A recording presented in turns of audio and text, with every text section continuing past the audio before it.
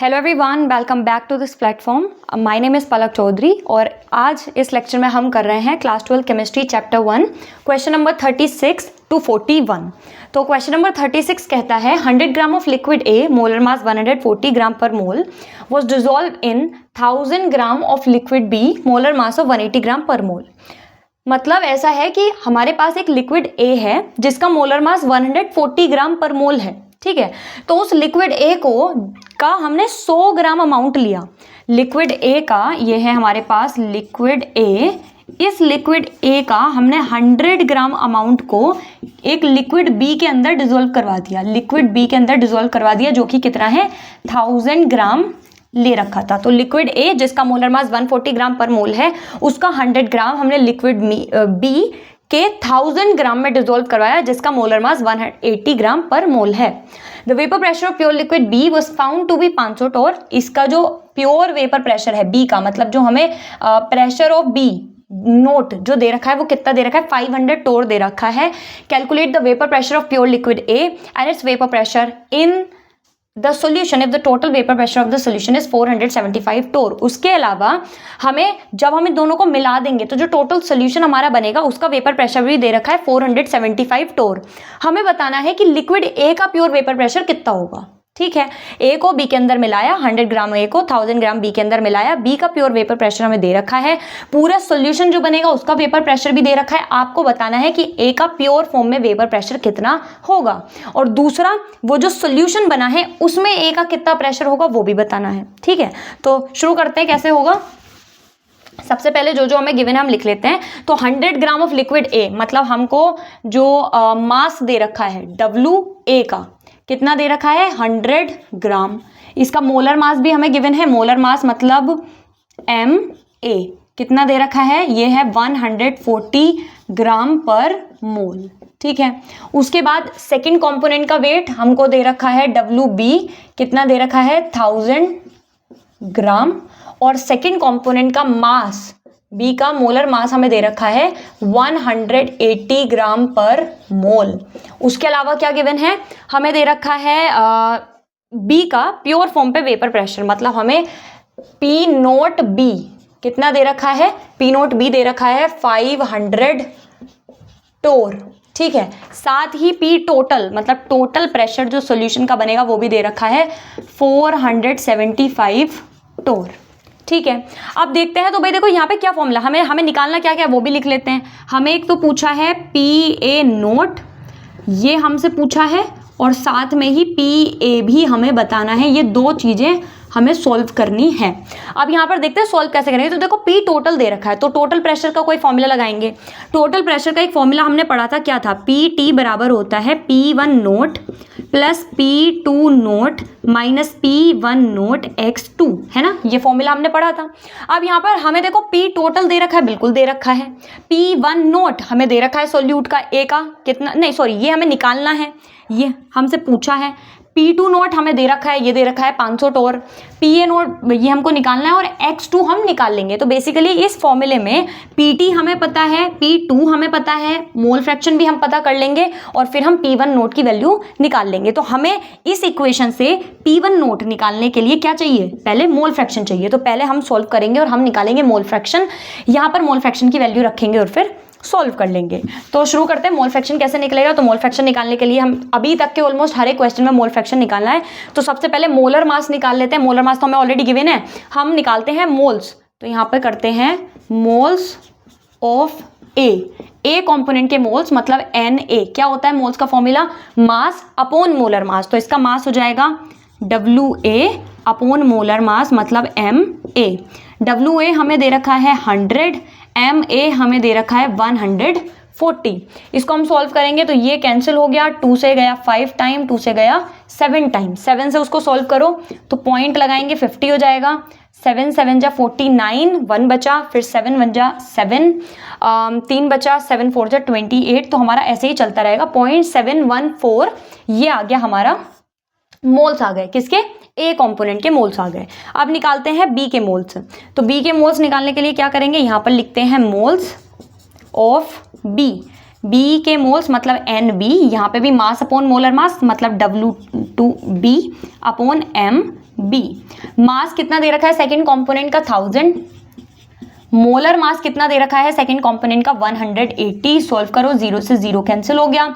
जब 100 को 18 से हम डिवाइड करेंगे तो हमें 5.56 मोल मिल जाएगा। ठीक है, ये भी हमारे मोल में था, तो हमें दोनों के मोल्स पता चल गए, ए कंपोनेंट के भी और बी कंपोनेंट के, दोनों कंपोनेंट के मोल्स हमें पता चल गए। अब क्या करना है, अब यहां से निकालते हैं मोल फ्रैक्शन।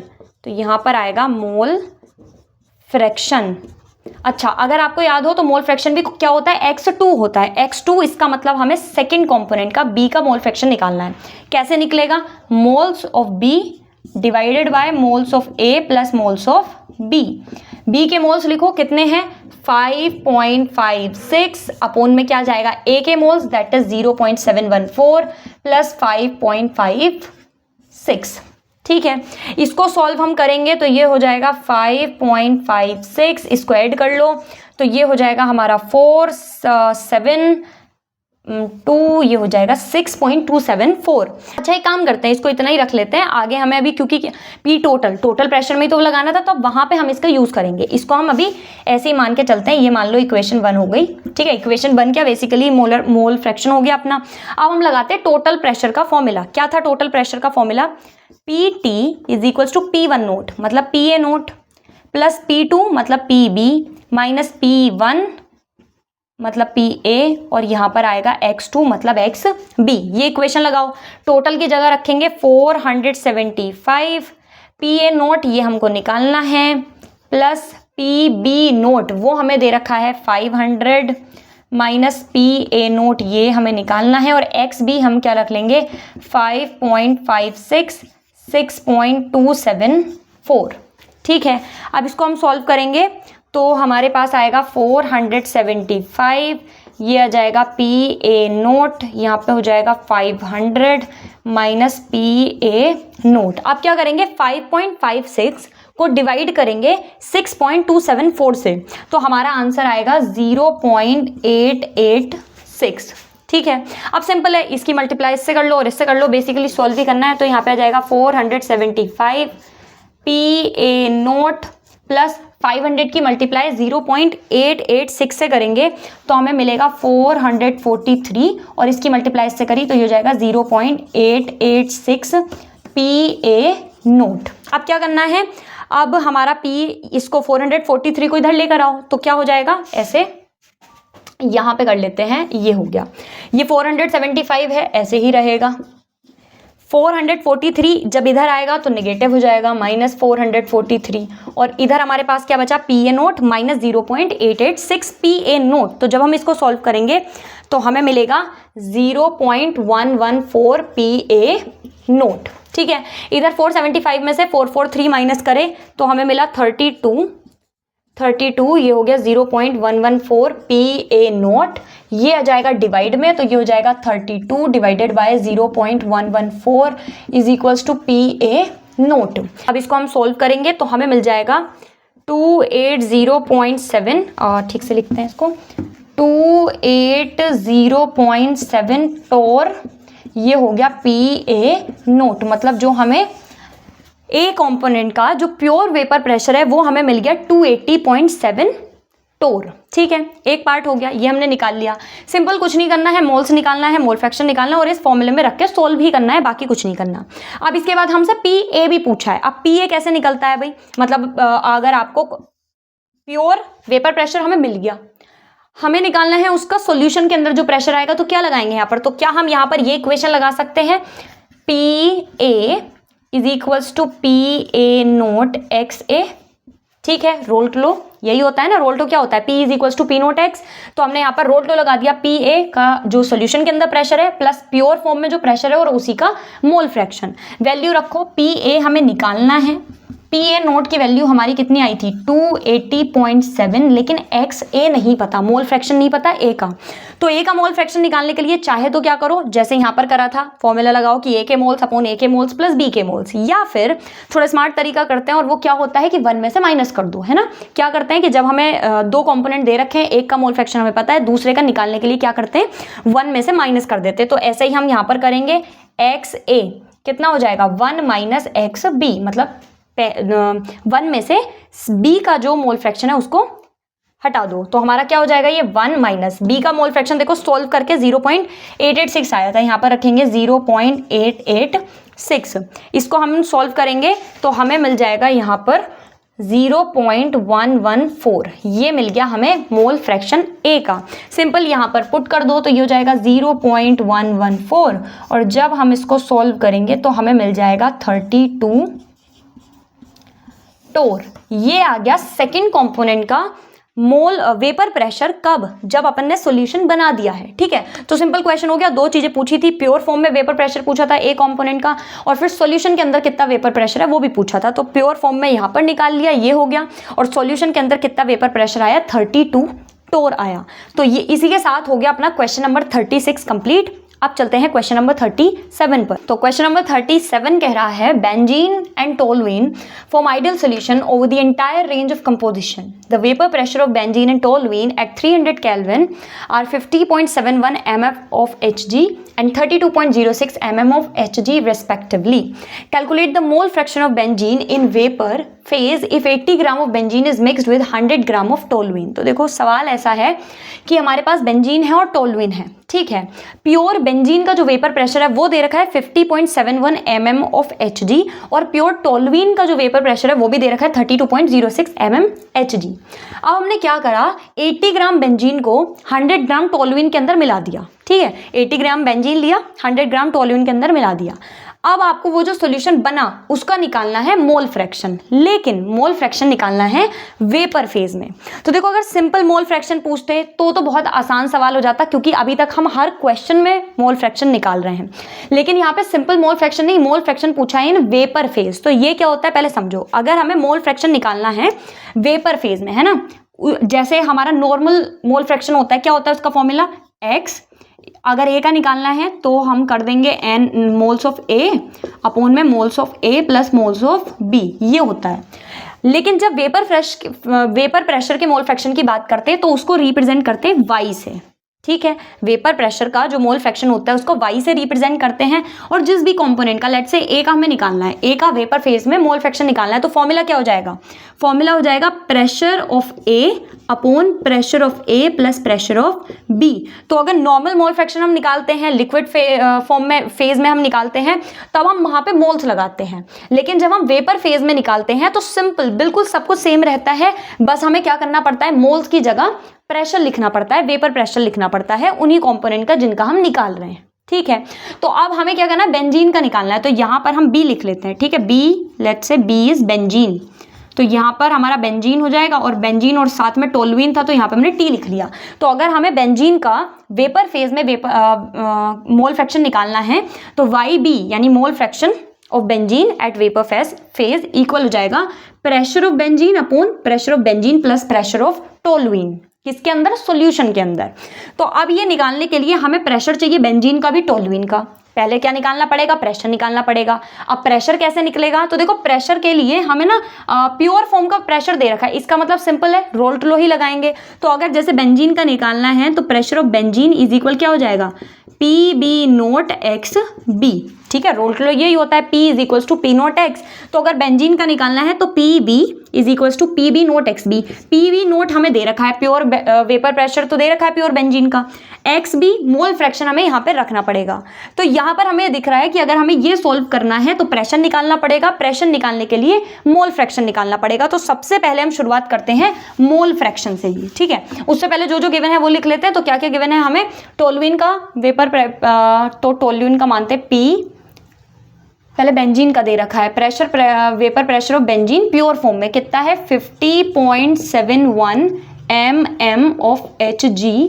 उसके बाद प्योर वेपर प्रेशर दे रखा है टोलुइन का कितना 32.06 mm Hg।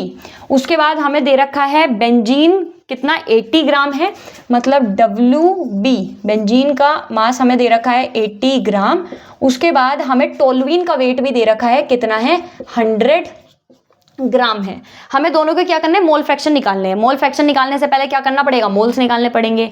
मोल्स से पहले मोलर मास चाहिए, तो सबसे पहले हम निकालते हैं मोलर मास। तो यहाँ पर लिखेंगे मोलर मास ऑफ किसका सॉल्व करते हैं, बेंजीन का मोलर मास करते हैं, molar mass of benzene, molar mass of benzene, इसका मतलब हो जाएगा WB।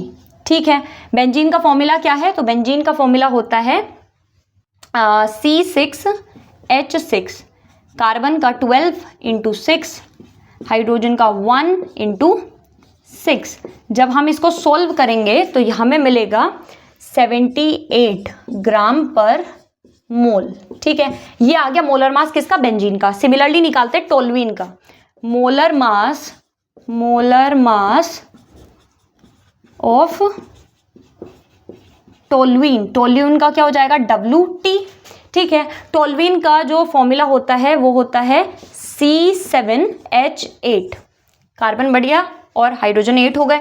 तो इसको हमने करा, कितना आएगा, कार्बन मतलब 12 × 7, हाइड्रोजन 1 होता है और कितने हाइड्रोजन है, 8 हैं। जब हम इसे 12 × 7 + 1 × 8 करेंगे तो हमारा आंसर आएगा 92 ग्राम पर मोल। ये आ गया हमारा मोलर मास आ गया टोल्यूइन का। ठीक है, दोनों के मोलर मास मिल गए। मोलर मास मिलने के बाद क्या चाहिए, अब हमें निकालने हैं मोल्स। तो सॉल्व करते हैं, सबसे पहले निकालते हैं मोल्स ऑफ बेंजीन। किसके मोल्स निकालेंगे, बेंजीन के मोल्स निकालेंगे। तो ये हो गया NB, मोल्स तो N होता है, NB क्या होता है, मास अपॉन मोलर मास, मास अपॉन मोलर मास। WB कहाँ कितना दे रखा है हमें, मास हमें दे रखा है 80, मोलर मास हमने निकाला था कितना आया था, 78 आया था। जब 80/78 करेंगे तो हमें आंसर मिलेगा यहाँ पे लिख लेते हैं, हमें आंसर मिलेगा 1.025 मोल। ये आ गए मोल्स किसके, बेंजीन के। सिमिलरली सॉल्व करते हैं मोल्स ऑफ टोल्यूइन। अब निकालेंगे टोल्यूइन के मोल्स। तो टोल्यूइन के मोल्स मतलब NT, ये क्या हो जाएगा, mass of toluene upon molar mass of toluene. Mass कितना है टोल्यूइन का, 100, मोलर मास हमने सॉल्व करा था कितना आया था, 92। ठीक है, जब 100 को 92 से हम डिवाइड करेंगे तो हमें मिलेगा 1.086 मोल। ये आ गया टोल्यूइन के मोल्स आ गए। अब हमें निकालना है मोलर मास। तो हम सॉल्व करते हैं molar mass of benzene. Benzene का मोलर मास हम निकालते हैं, मतलब XB। क्या होगा फॉर्मूला हो जाएगा moles of benzene divided by moles of benzene plus moles of toluene. ठीक है, बेंजीन के मोल्स देखो कितने हैं, बेंजीन के हैं 1.025 डिवाइडेड बाय हम लिखेंगे 1.025 प्लस 1.086। ठीक है, वैल्यू पुट कर दी। मोल्स ऑफ बेंजीन हमने यहाँ से लिख लिए और मोल्स ऑफ टोल्यूइन हमने यहाँ से लिख लिए। अब आप इसको नीचे ऐड करो और फिर डिवाइड करो। तो जब हम सॉल्व करेंगे तो हमें मिलेगा 0.485। ये हमारे आ गए मोल्स किसके, बेंजीन के। तो बेंजीन के मोल्स हमें मिल गए, लेकिन अभी टोल्यूइन के मोल्स भी चाहिए। तो टोल्यूइन के मोल्स चलो इधर निकाल लेते हैं। मोल्स, एक सेकेंड, ये क्या करा मैंने, मोलर मास नहीं आएगा, यहाँ पर आएगा मोल फ्रैक्शन। ठीक है, ये हमने गलत कर दिया, यहाँ पर आएगा mole fraction, mole fraction of benzene. अब यहाँ पर निकालते हैं मोल फ्रैक्शन ऑफ टोल्यूइन। टोल्यूइन का मोल फ्रैक्शन निकालो, तो वो तो आसान है, कैसे निकाल सकते हैं। मोल फ्रैक्शन ऑफ टोल्यूइन ये हो जाएगा 1 minus mole fraction of benzene, है ना, बेंजीन में से 1 में से बेंजीन का मोल फ्रैक्शन माइनस कर दो।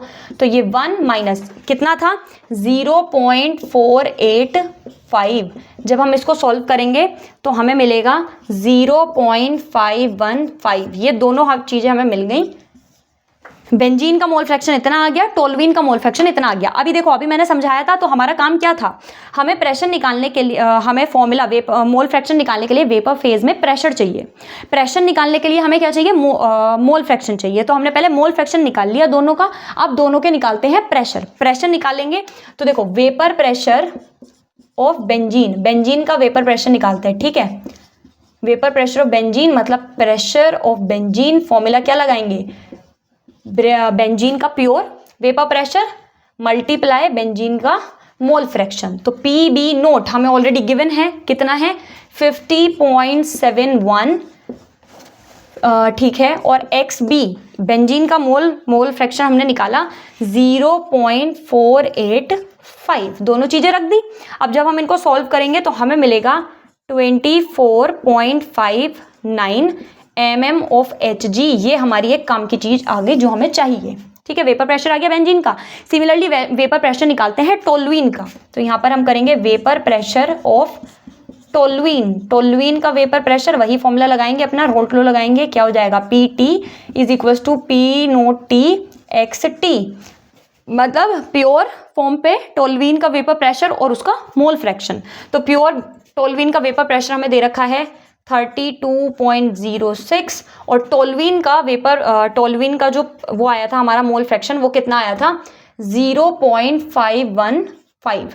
इनको हम मल्टीप्लाई करेंगे, सॉल्व करेंगे तो हमें आंसर मिलेगा 16.51 mm ऑफ Hg। बस अब कुछ नहीं करना, हमें निकालना था ना, क्या निकालना था, मोल फ्रैक्शन निकालना है बेंजीन का वेपर फेज में। तो फॉर्मूला लगाओ, मोल फ्रैक्शन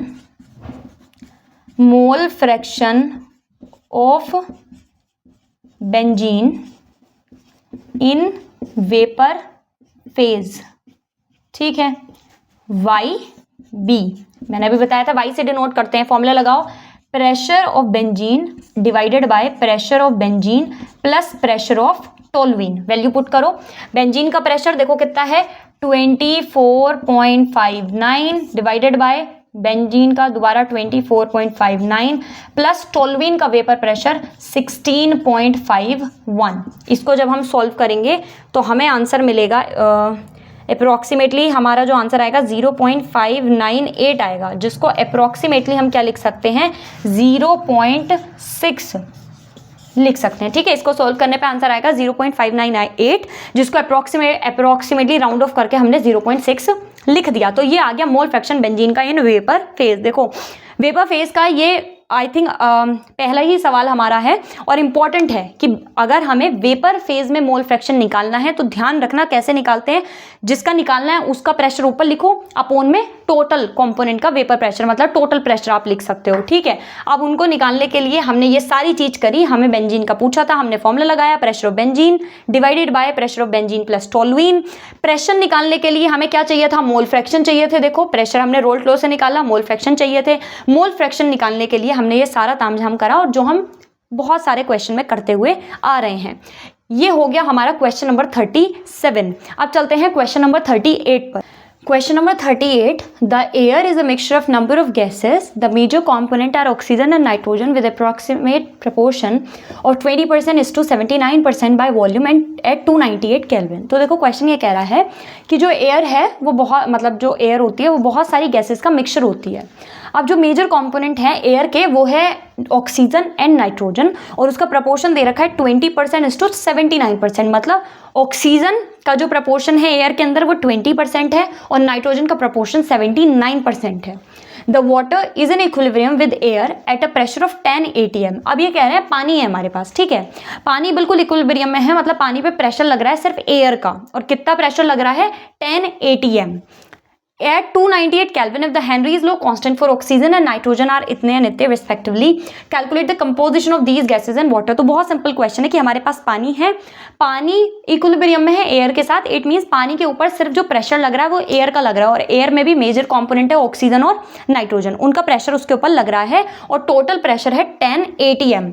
अब उस प्रेशर में पानी के अंदर क्या घुलेगी, मतलब एयर के साथ इक्विलिब्रियम में है तो एयर वाटर के अंदर ऑक्सीजन और नाइट्रोजन डिसॉल्व हो जाएगी। तो आपको बताना है कि कितना कंपोजिशन होगा, मतलब कितना सॉल्युबल होगी ऑक्सीजन और कितना सॉल्युबल होगी नाइट्रोजन वाटर के अंदर। ठीक है, तो जो जो हमें गिवन है सबसे पहले हम लिख लेते हैं। हमें दे रखा है हेनरीज लॉ कांस्टेंट दे रखे हैं, तो यहां पर लिखते हैं Henry's law constant for oxygen. Oxygen के लिए हेनरीज लॉ कांस्टेंट दे रखा है 3.3010 raised to the power 7 mm और हमें and Henry's law constant for nitrogen, nitrogen के लिए कितना दे रखा है, नाइट्रोजन के लिए दे रखा है 6.51 10 की पावर 7 mm। ठीक है, अब सॉल्व करते हैं। देखो जो टोटल प्रेशर हमारा लग रहा है वो कितना है 10 atm का है। अब उस 10 atm में कुछ प्रेशर ऑक्सीजन का भी होगा, कुछ प्रेशर नाइट्रोजन की वजह से भी होगा। अब इन्होंने बताया है कि ऑक्सीजन का जो प्रपोर्शन है वो 20% है। इसका मतलब जो 10 atm प्रेशर पूरा उस पर लग रहा है उसमें से ऑक्सीजन का प्रेशर कितना होगा, उसका 20% निकाल लो, क्योंकि ये कह रहे हैं कि जो ऑक्सीजन की प्रेजेंस है बाय वॉल्यूम वो कितनी है, 20% है। इट मीन्स जो टोटल प्रेशर लग रहा है उसमें से कितना पार्ट, कितना फ्रैक्शन ऑक्सीजन की वजह से होगा, कितना प्रेशर ऑक्सीजन की वजह से होगा, टोटल का क्या कर लो, 20% कर लो। ठीक है, तो हम निकालते हैं प्रेशर ऑफ ऑक्सीजन कि उस वाटर के ऊपर ऑक्सीजन का कितना प्रेशर लग रहा है। ठीक है, मतलब PO मान लो इसको। तो क्या हो जाएगा, जैसा मैंने अभी बताया, ये हो जाएगा 20% ऑफ 10 atm, मतलब जो टोटल प्रेशर लग रहा है उसका 20% निकाल लो, क्योंकि वो कह ही रहे हैं कि ऑक्सीजन कितना 20% होता है। इसका मतलब 20% निकालेंगे तो 20/100 इंटू 10, ये कैंसिल हो गया, ये कैंसिल हो गया, तो कितना आ गया, 2 atm आ गया, सॉरी, क्योंकि 10 atm हमें दे रखा है, तो हमें कितना प्रेशर मिल गया, 2 atm मिल गया। ठीक है, फिर निकालते हैं प्रेशर ऑफ नाइट्रोजन। अब सिमिलरली हम निकालेंगे नाइट्रोजन का प्रेशर। नाइट्रोजन का प्रेशर इसको हम PN मान लेते हैं। ये भी क्या होगा, ये दे रखा है 79% है, तो क्या करो, टोटल का 79% निकाल लो। तो हम क्या करेंगे, 79% ऑफ 10 atm। 10 atm का 79% कैसे निकलेगा, 79/100 इंटू 10, ये कैंसिल हो गया। जब इसको करोगे तो 7.9 atm आ जाएगा। ठीक है, दोनों का प्रेशर हमने निकाल लिया। हमें इनका कंपोजिशन निकालना है। हेनरीज लॉ कांस्टेंट हमें दे रखा है, तो इससे तो हमें सिंपल ये पता चल गया कि हेनरीज लॉ तो लगाना ही है। क्यों, क्योंकि हेनरीज लॉ कांस्टेंट दे रखा है। तो बात करते हैं पहले ऑक्सीजन की। फॉर ऑक्सीजन की हम बात करते हैं, यहां पर अपना हेनरीज लॉ कांस्टेंट लगाते हैं। क्या मतलब हेनरीज लॉ लगाते हैं, क्या होता है, P = KHX। ठीक है, P किसके लिए बात कर रहे हैं, ऑक्सीजन के, तो प्रेशर ऑफ ऑक्सीजन आ जाएगा। KH किसकी बात कर रहे हैं, ऑक्सीजन की, तो यहाँ पर हम यहीं से लिख लेंगे, ऑक्सीजन का दे रखा है। और XO मतलब X मतलब मोल फ्रैक्शन, मोल फ्रैक्शन मतलब सॉल्युबिलिटी, मतलब कितना कंपोजिशन है, कितना घुला हुआ है। तो हमें क्या निकालना है, यही निकालना है, X हमें निकालना है। तो P0 की वैल्यू देखो, ऑक्सीजन के लिए PO कितना दे रखा है, 2 atm। लेकिन एक बात ध्यान रखो, जब भी हम हेनरीज लॉ लगाते हैं तो वहां पे जो प्रेशर लगाते हैं वो atm में नहीं लिखते, उसको हम mm/Hg में कन्वर्ट करते हैं। तो 2 atm को कन्वर्ट करना पड़ेगा। तो atm को उसमें कन्वर्ट करने के लिए क्या कर देंगे, 760 से मल्टीप्लाई कर देंगे। ध्यान रखना, 1 atm = 760 mm/Hg। ठीक है, तो 2 atm में कितना हो जाएगा, मल्टीप्लाई कर दी, मतलब हमारा कितना हो गया, हमारा हो गया 1520 mm/Hg। ये आ गया हमारा जो हम यूज करेंगे। ठीक है, ऑक्सीजन का प्रेशर। सिमिलरली नाइट्रोजन का प्रेशर भी atm में है, उसको भी हमें किस में कन्वर्ट करना पड़ेगा, mm/Hg में कन्वर्ट करना पड़ेगा। तो इसकी भी 760 से हम मल्टीप्लाई कर देंगे, जो हमें मिलेगा 6004 mm/Hg। अब ठीक हो गया। ठीक है, अब हमें क्या है, जो प्रेशर हमें atm में मिला था उसको mm/Hg में हमने कन्वर्ट कर लिया।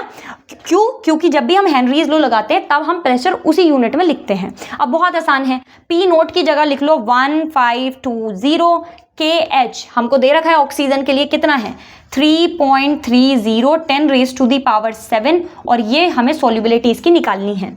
ये आ जाएगा डिवाइड में, तो 1520 डिवाइडेड बाय 3.30 10⁻⁷ = XO। ठीक है, मतलब ये सॉल्युबिलिटी आ जाएगी, कंपोजिशन आ जाएगा ऑक्सीजन का। जब हम इसको सॉल्व करेंगे तो हमें आंसर मिलेगा 460.6 इंटू 10⁻⁻7। ये आ गया हमारा XO, मतलब ऑक्सीजन का कितना कंपोजिशन है उसके अंदर, इतना है। ठीक है, अब निकालते हैं नाइट्रोजन का। बिल्कुल सिमिलरली हम क्या करेंगे, नाइट्रोजन का कंपोजिशन निकालेंगे। तो फॉर नाइट्रोजन के लिए भी क्या लगाएंगे, हेनरीज लॉ लगाएंगे। कैसे, P = KHX होता है, नाइट्रोजन के लिए निकाल रहे हैं, यहाँ भी नाइट्रोजन लिख लो। प्रेशर ऑफ नाइट्रोजन हमें कितना दे रखा है, ये हमने अभी सॉल्व करा था, कितना आया, ये आया 6004 KH। हेनरीज कांस्टेंट हमें नाइट्रोजन का दे रखा है 6.51 10⁻⁷, और मल्टीप्लाई करनी है हमें इसकी किससे, सॉल्युबिलिटी से, जो हमें चाहिए। अब ये डिवाइड में जाएगा, तो 6004 डिवाइडेड बाय 6.51 10⁻⁷ = नाइट्रोजन का कंपोजिशन। जब हम इसको सॉल्व करेंगे तो हमें मिलेगा 922.27 10⁻⁻7। ये आ गया हमारा नाइट्रोजन का कंपोजिशन। हमें पता चल गया कि जो भी वाटर, वो जो वाटर है, जो 10 atm का प्रेशर जिस पे लग रहा है और जो एयर के साथ इक्विलिब्रियम में है, उसके अंदर इतना पार्ट तो है ऑक्सीजन का और इतना पार्ट है नाइट्रोजन का। ठीक है, तो ये हो गया क्वेश्चन नंबर 38। अब चलते हैं क्वेश्चन नंबर 39 पर। क्वेश्चन नंबर 39 कह रहा है determine the amount of CaCl2 i हमें दे रखा है dissolve in 2.5 litre of water such that its osmotic pressure 0.75 atm at 27 degree Celsius. तो बहुत आसान है कि हमारे पास हमने CaCl2 को पानी के अंदर डिजोल्व करवाया, कितना टोटल हमारा जो सोल्यूशन है वो 2.5 लीटर है। 2.5 लीटर वाटर था, उसमें हमने CaCl2 को डाल दिया, जिसका जो ऑस्मोटिक प्रेशर है वो हमें दे रखा है 0.75, टेम्परेचर दे रखा है 27 डिग्री सेल्सियस। आपको बताना है कि कितना अमाउंट हमने डाला है। ठीक है, मतलब आपको मास बताना है सोल्यूट का, CaCl2 का मास हमें बताना है।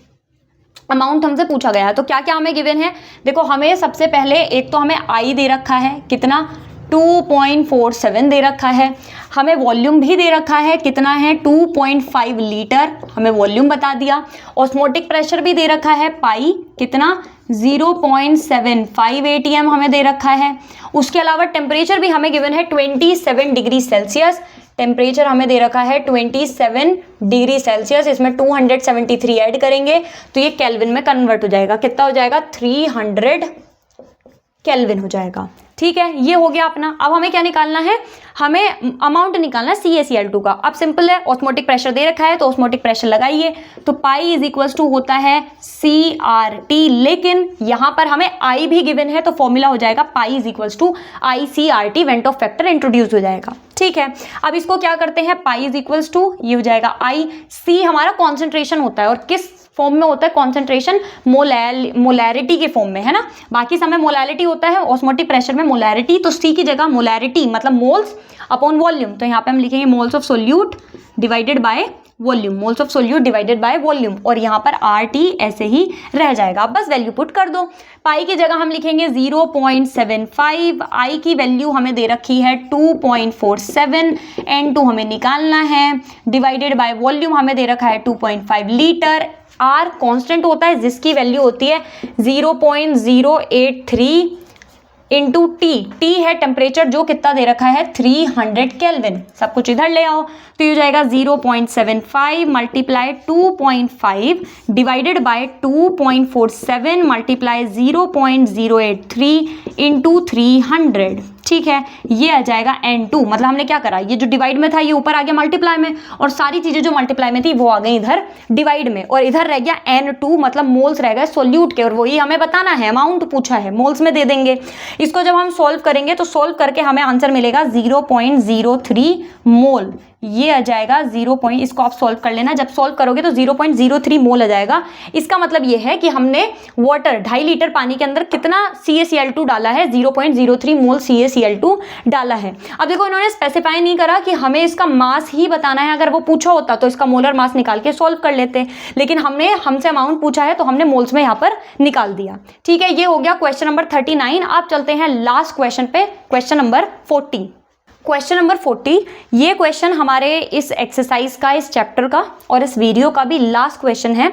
तो ये कह रहा है determine the osmotic pressure of solution prepared by dissolving 25 milligram of K2SO4 in 2 litre of water at 25 degree Celsius assuming that it is completely dissolve. तो बहुत इंपॉर्टेंट सवाल है, ये कह रहा है कि हमने 25 मिलीग्राम K2SO4 को 2 लीटर वाटर के अंदर डिसॉल्व करवा दिया। ठीक है, 25 मिलीग्राम K2SO4 2 लीटर वाटर के अंदर डिसॉल्व करवाया 25 डिग्री सेल्सियस पर।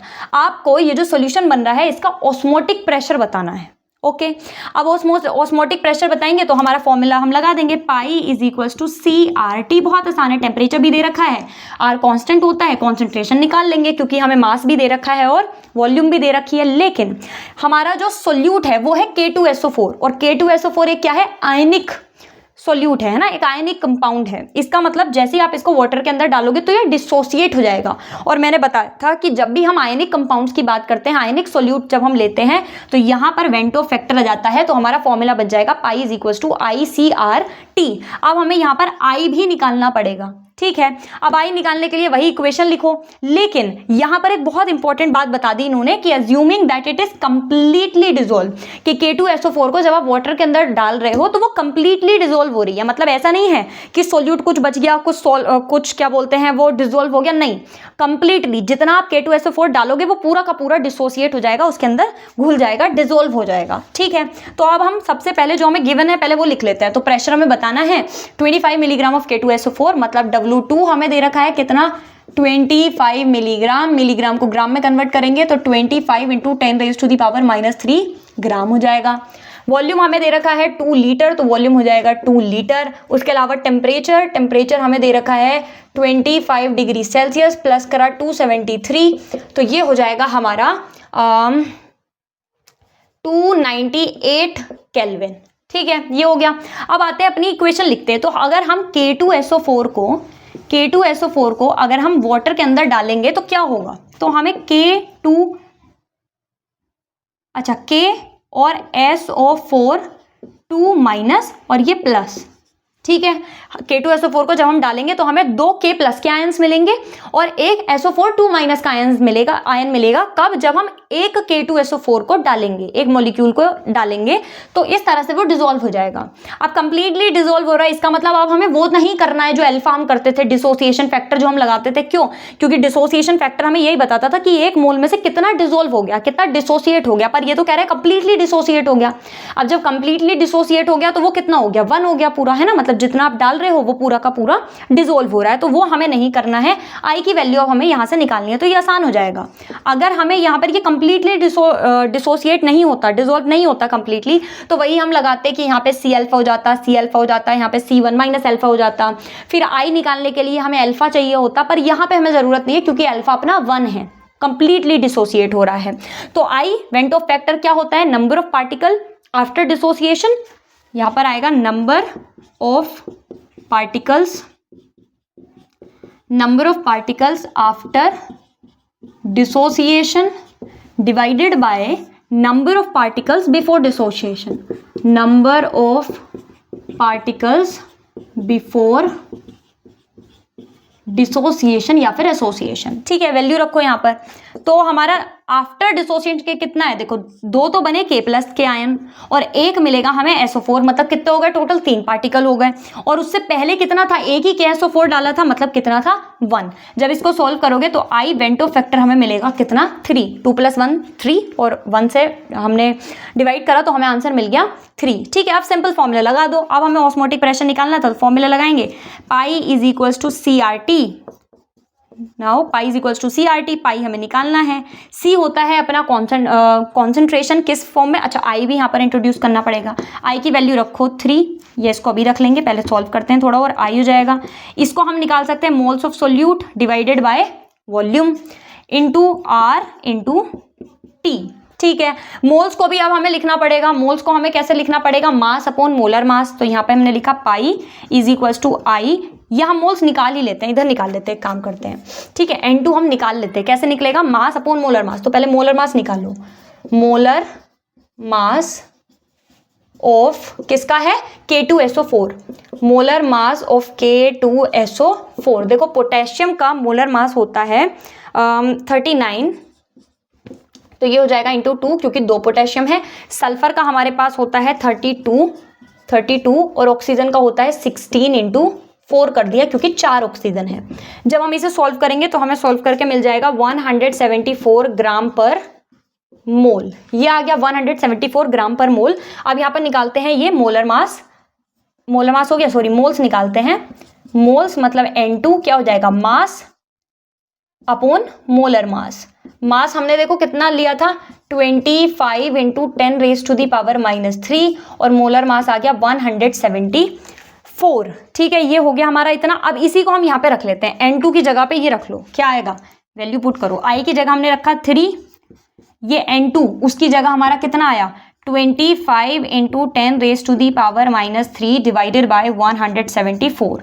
नीचे वॉल्यूम भी है, वॉल्यूम कितना दे रखा है 2 लीटर, तो यहाँ पे 2 से मल्टीप्लाई कर दिया। R 0.083 होता है और टेम्परेचर हमें दे रखा है 298। अब इसको सॉल्व करेंगे तो यहाँ पे पाई इज इक्वल्स टू ऊपर जब हम सारे की मल्टीप्लाई करेंगे तो हमें मिलेगा 309.175 इंटू 10⁻³ डिवाइडेड बाय 100, ये सॉल्व करा हमने तो ये हो गया 58। ठीक है, अब जब इसको सॉल्व करेंगे तो हमें आंसर हमारा मिल जाएगा, पाई की वैल्यू हमें मिलेगी 5.33 इंटू 10⁻³ ATM। ये आ गया हमारा पाई, मतलब ऑस्मोटिक प्रेशर। कुछ नहीं, यहाँ पे सिर्फ हमें सॉल्व करना है। ठीक है, इसको आप सॉल्व कर लो, 2 से कट करो, ऊपर नीचे कट करो और सॉल्व करेंगे, हमारा आंसर यहाँ तक आ जाएगा। ये आ गया हमारा ऑस्मोटिक प्रेशर किसका, एक ऐसे सॉल्यूशन का जिसके अंदर हमने 25 मिलीग्राम K2SO4 को 2 लीटर पानी के अंदर डाला था। तो उस सॉल्यूशन का जो ऑस्मोटिक प्रेशर आएगा वो आएगा 5.33 10⁻³ ATM। ठीक है भाई, तो ये हो गया अपना last question, question number 40। And with this our chapter 1 NCERT exercise has been completed. और अब हमारा ये चैप्टर हो चुका है पूरा। आने वाले लेक्चर में अब हम सेकंड जो चैप्टर है अपना उसको हम पढ़ेंगे। सेकंड चैप्टर की 2 वीडियोस ऑलरेडी अपलोड कर दी गई हैं। आने वाले वीडियोस में अब हम उसी को आगे हम पढ़ेंगे। ठीक है, तो ये हो गया अपना चैप्टर 1 कंप्लीट। आई होप समझ में आया होगा बहुत अच्छे से। इन क्वेश्चंस को सारों को प्रैक्टिस करना, क्योंकि न्यूमेरिकल बहुत इंपॉर्टेंट है, हमारे पेपर में बहुत बार पूछे जाते हैं और अच्छे नंबरों में पूछे जाते हैं। तो ये हो गया हमारा चैप्टर 1 कंप्लीट। आई होप समझ में आया है। Thank you.